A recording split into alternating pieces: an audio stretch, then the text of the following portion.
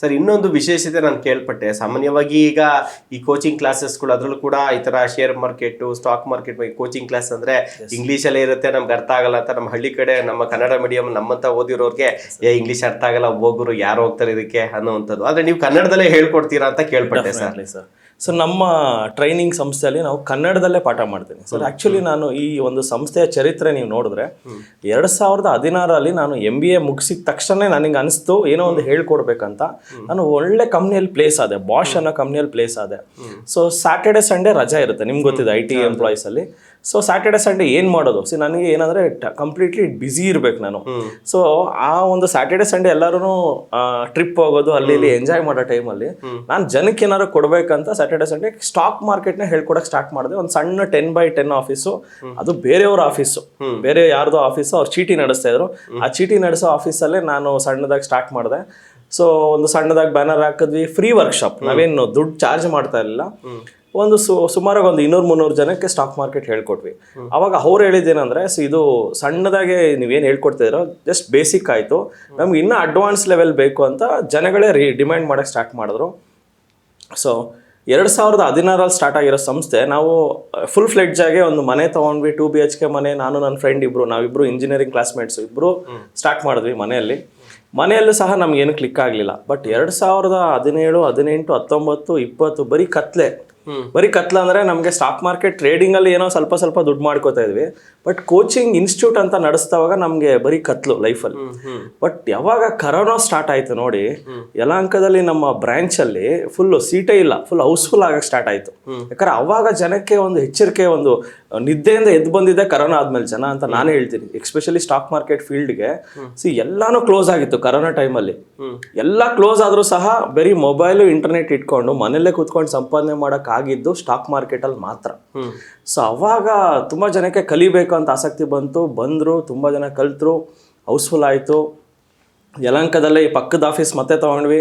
ಆ ಫುಲ್ಲು ಒಂದು road full ಒಂದು 2-3 ಅಂಗಡಿ ತೊಗೊಂಡು ಅಂಗಡಿಗಳಲ್ಲೇ ನಡೆಸ್ತಾ ಇದ್ವಿ. ಒಂಥರ ಸಣ್ಣದಾಗಿ ಒಂದು ಆಫೀಸ್ಗಳು ಮಾಡ್ಕೊಂಡು ನಡೆಸ್ತಾ ಇದ್ವಿ. ಅದಾದಮೇಲೆ ನಮಗೆ ಒಂದು ಧೈರ್ಯ ಬಂತು, ರಾಜಾಜಿನಗರ ಬ್ರಾಂಚ್ಗೆ ಶಿಫ್ಟ್ ಆದ್ವಿ. ಸೊ ಇವತ್ತು ರಾಜಾಜಿನಗರ ಬ್ರಾಂಚ್ ಶಿಫ್ಟ್ ಆದಮೇಲೆ ಇವತ್ತು ನಾವು ಕೂತಿರೋದು ರಾಜಾಜಿನಗರ ಬ್ರಾಂಚಲ್ಲಿ. ಸೊ ಇಲ್ಲಿಂದ ಸ್ಟಾರ್ಟ್ ಆಗಿರೋ ಜರ್ನಿ ಇವತ್ತು ನಮಗೆ ಮೈಸೂರು, ಹುಬ್ಬಳ್ಳಿ, JP ನಗರ, ಯಲಹಂಕ, ಸೊ 5 ಬ್ರಾಂಚ್ ಇದೆ. ಮುಂದಿನ ದಿನಗಳಲ್ಲಿ ಇನ್ನೊಂದು 5 ಬ್ರಾಂಚ್ ಓಪನ್ ಮಾಡ್ತೀವಿ.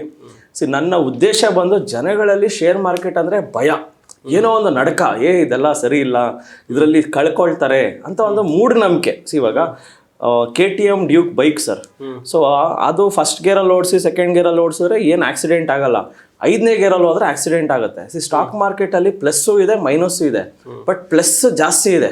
ಸೊ ಅದರಿಂದ ನಾನು ಇವತ್ತು ಸ್ಟಾಕ್ ಮಾರ್ಕೆಟನ್ನು ಎಲ್ಲರಿಗೂ ಒಂದು ಹೇಳ್ಕೊಡ್ಬೇಕು, ಪ್ಲಸ್ ಜಾಸ್ತಿ ಇದೆ. ಸೊ ನೀವು ಎಕ್ಸಾಂಪಲ್ ತಗೊಳ್ಳೋಣ ಸರ್, ಏನಕ್ಕೆ ಸ್ಟಾಕ್ ಮಾರ್ಕೆಟ್ ಬರಬೇಕು ಅಂತ ತುಂಬ ಜನ ಆಸಕ್ತಿಯಿಂದ ನೀವು ಪ್ರಶ್ನೆ ಕೇಳ್ಬೋದು. ಸರ್ FD ಮಾಡಿದ್ರೆ 6.5% ಬಡ್ಡಿ ಬರುತ್ತೆ. ರಿಯಲ್ ಎಸ್ಟೇಟಲ್ಲಿ ಹಾಕಿದ್ರೆ ನಿಮಗೆ ಸಿಕ್ಕಾಪಟ್ಟೆ ದುಡ್ಡು ಬೇಕು. ರಿಯಲ್ ಎಸ್ಟೇಟ್ಗೆ ಕೋಟ್ಯಾಂತರ ರೂಪಾಯಿ, ಅದು ಏನು ಬ್ಲ್ಯಾಕು ವೈಟು ಇದೆಲ್ಲನೂ ಬೇಕಾಗುತ್ತೆ. ಬಟ್ ಸ್ಟಾಕ್ ಮಾರ್ಕೆಟಲ್ಲಿ ಪಕ್ಕಾ ವೈಟು ಆ್ಯಂಡ್ ವರ್ಷಕ್ಕೆ ನಿಮ್ಗೆ ಒಂದು 15% ಆದಾಯ ಬರುತ್ತೆ. ಇನ್ಫ್ಲೇಷನ್, ನಮ್ಮ ದೇಶದಲ್ಲಿ ಇನ್ಫ್ಲೇಷನ್ ಸಿಕ್ಕಾಪಟ್ಟೆ ದೊಡ್ಡದಾಗಿದೆ ಸರ್. ನಮ್ಮ ಸ್ಟೂಡೆಂಟ್ ಒಬ್ಬರು, ಸರ್ ಹಾಲು ಕುಡಿಯೋದು ಬಿಟ್ಬಿಟ್ಟೆ ಅಂದರು. ಸರ್ ಏನಕ್ಕೆ ಸರ್ ಅಂದರೆ, ಸರ್ ಹಾಲು ರೇಟ್ ಜಾಸ್ತಿ ಆಯಿತು ಅಂದರು. ನನಗೆ ಆಶ್ಚರ್ಯ ಆಯಿತು. ಇದನ್ನ ಏನಂತ ಕರೀತಾರೆ? ಇನ್ಫ್ಲೇಷನ್ ಅಂತ ಕರೀತಾರೆ. ಪೆಟ್ರೋಲ್, ಡೀಸೆಲ್, ಅಕ್ಕಿ, ಬೇಳೆ ಇದೆಲ್ಲ ರೇಟ್ಗಳು ಜಾಸ್ತಿ ಆಗ್ತಾನೇ ಇದೆ. ಸೊ ನಾವೇನು ಮಾಡ್ತೀವಿ, ರೇಟ್ ಜಾಸ್ತಿ ಆಯಿತು ಅಂತ ನಾವು ಸರ್ಕಾರದ ಮೇಲೆ ಹೊರೆ ಹಾಕ್ತೀವಿ, ಸರ್ಕಾರನ ಬೈಕೋತೀವಿ, ಈ ಸಮಾಜನ ಬೈಕೋತೀವಿ, ಎಲ್ಲನೂ ಮಾಡ್ತೀವಿ. ಬಟ್ ನಾವು ಬೆಳೀತಾ ಇಲ್ಲ ಅನ್ನೋದು ನಿಮ್ಗೆ ಗೊತ್ತಾಗ್ತಾ ಇಲ್ಲ. ಸೊ ಜನಗಳಿಗೆ ಏನಂದರೆ ನಾವು ಬೆಳೀತಾ ಇಲ್ಲ. ಸೊ ನೀವು ಎಲ್ಲರೂ ರೇಸಲ್ಲಿ ಮುಂದೆ ಹೋಗ್ತಾ ಇದ್ದಾರೆ, ನಾವು ನಡ್ಕೊಂಡು ಬರ್ತಾ ಇದ್ದಾರೆ, ಎಲ್ಲ ಓಡ್ತಾ ಇದ್ದಾರೆ. ಓಡಬೇಕು ಅಂದರೆ ನಿಮ್ಮ ದುಡ್ಡನ್ನು ದುಡಿಸ್ಬೇಕು. ಮನುಷ್ಯ ದುಡಿಯೋಕ್ಕಾಗೋದು ದಿನಕ್ಕೆ 8 ಅವರ್ ಮಾತ್ರ, ಬಟ್ ದುಡ್ಡು 24 ಗಂಟೆ ದುಡಿಯುತ್ತೆ. ಮನುಷ್ಯನಿಗೆ ಕಾಯಿಲೆ, ನೆಗಡಿ, ಜ್ವರ ಎಲ್ಲನೂ ಬರುತ್ತೆ, ಕೆಮ್ಮು ಬರೋದು. ಬಟ್ ದುಡ್ಡಿಗೆಲ್ಲರೂ ಕೆಮ್ಮು ಬರುತ್ತಾ, ಜ್ವರ ಬರುತ್ತಾ? ಮನುಷ್ಯನಿಗೆ ಆಕ್ಸಿಡೆಂಟ್ ಆಗ್ಬೋದು, ಮನುಷ್ಯನಿಗೆ ಏಜ್ ಆಗ್ಬೋದು, ಬಟ್ ದುಡ್ಡಿಗೆ ಏಜ್ ಆಗಲ್ಲ, ದುಡ್ಡಿಗೆ ಆಕ್ಸಿಡೆಂಟ್ ಆಗಲ್ಲ. ದುಡ್ಡು 24 ಗಂಟೆ ದುಡಿಯುತ್ತೆ. ದುಡ್ಡಿಂದ ದುಡ್ಡು ಮಾಡಿದ್ರೆ ಮಾತ್ರ ಶ್ರೀಮಂತರಾಗ್ತೀವಿ. ಸೊ ಈ ಒಂದು ನನಗೆ ಅರ್ಥ ಆಗಿದ್ದು, ನಾನು ಕೆಲಸಕ್ಕೆ ಹೋದಾಗ ನನಗೆ ಅರ್ಥ ಆಗಿದ್ದು. ಯಾಕಂದರೆ ಕೆಲಸ ಅನ್ನೋದು ಒಂಥರ ಬೆಳ್ಳಿ ಸ್ಪೂನಲ್ಲಿ ವಿಷ ಕೊಟ್ಟಂಗೆ.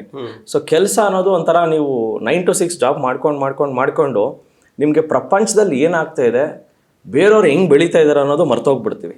ಸೊ ಆದ್ರಿಂದ ನನಗೆ ಅದು ಕ್ಲಾರಿಟಿ ಬಂದ್ಬಿಡ್ತು. ಯಾಕಂದ್ರೆ ನಾನು ಬಾಷ್ ಅನ್ನೋ ಕೆಲಸದಲ್ಲಿ ನಾನು ಮಾಡ್ಬೇಕಾದ್ರೆ ಸಕ್ಕದಾಯ್ತು ಸರ್ ಕೆಲಸ. ಏನಂದ್ರೆ ಆರಾಮಾಗಿ ಹೋಗೋದು. ಬಾಷಲ್ಲಿ ನಿಮ್ಗೆ ಹೇಳಿರ್ತೀರ ಅಂತ ಒಳ್ಳೆ ಕಂಪ್ನಿ, ಊಟ free, lunch free, travelling free, 35,000 ಸಂಬಳ, ಇನ್ನು ಇದಕ್ಕಿಂತ ಲೈಫ್ ಇಲ್ಲ. ಸೊ ನನಗೆ ಅನಿಸ್ತು, ಇದು ಎಂಥ ಲೈಫ್ ನನಗೆ ಸಿಕ್ಕಿದೆ, ನಾನು ಇಲ್ಲೇ ಇದ್ದರೆ ಲೈಫಲ್ಲಿ ನಾನು ಏನೂ ಆಗಲ್ಲ ಅನಿಸ್ಬಿಡ್ತು.